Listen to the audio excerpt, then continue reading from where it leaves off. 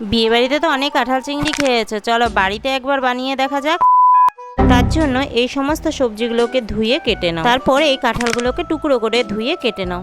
এরপর কাঁঠালগুলোকে লবণ হলুদ দিয়ে সেদ্ধ হতে বসিয়ে দাও। এবার স্কিনে দেওয়া এই মশলাগুলোকে বেটে নাও, তার সাথে পেঁয়াজ রসুনও বেটে নাও।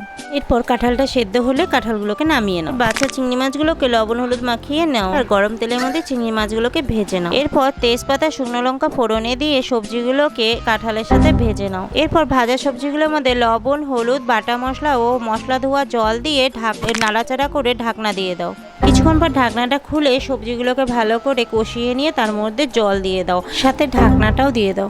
কিছুক্ষণ পর ঢাকনাটা খুলে তার মধ্যে ভাজা চিংড়ি মাছগুলো দিয়ে নাড়াচাড়া করে তার মধ্যে ঘি গরম মশলা মিট মশলা দিয়ে আর একটু ফুটিয়ে তারপর সবজিটা নামিয়ে নাও। বিয়েবাড়ির থেকেও সুস্বাদু চিংড়ি মাছ বাড়িতে তৈরি। এরকম আরও রেসিপি দেখতে চাইলে ভিডিওটা ফলো এবং সাবস্ক্রাইব ও লাইক করে যান।